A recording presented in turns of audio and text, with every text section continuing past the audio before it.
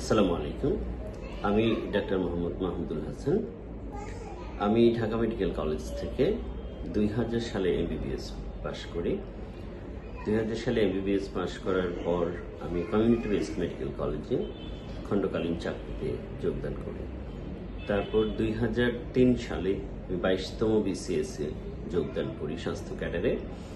স্বাস্থ্য ক্যাডারে যোগদান করার সাথে সাথে একই সময়ে আমি শিশু স্বাস্থ্য শিক্ষায় সর্বোচ্চ ডিগ্রি এমডি কোর্সে যোগদান করি এবং এমডি কোর্স শেষ হওয়ার পর এমডি কোর্স শেষ হয় আমার 2011 সালে এবং 2011 সালে আমি শিশু বিশেষজ্ঞ হিসেবে সার্টিফাইড হই এবং 2017 সালে আমি জুনিয়র কনসালটেন্ট হিসেবে যোগদান করি এবং 2019 সালে আমি সহকারী অধ্যাপক শিশু হিসেবে যোগদান করি।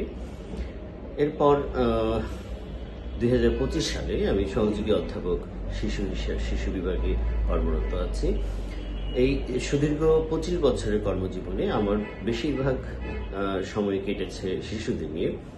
আর শিশুদের প্রতি ভালোবাসা এবং শিশুদের প্রতি আমার এক ধরনের বড় ধরনের ফ্যাসিনেশনের কারণে আমি শিশু স্বাস্থ্য শিক্ষার দিকে অগ্রসর হই এবং এই শিশু স্বাস্থ্য এবং শিশু স্বাস্থ্যের বিভিন্ন দিক নিয়ে আমি বিভিন্ন গবেষণা এবং একাডেমিক কার্যক্রমে সম্পৃক্ত আছি। আবার বর্তমানে আমি পপুলার ডায়াগনস্টিক সেন্টার ময়মনসিংহে শনি থেকে বুধবার রোগী দেখছি। এটি ময়মনসিংহ মেডিকেল কলেজ হাসপাতাল গেটের ঠিক উল্টো দিকে অবস্থিত এবং প্রতি শুক্রবার আমি ইবনে সিনা ডায়াগনস্টিক সেন্টার বাড্ডায় অবস্থিত।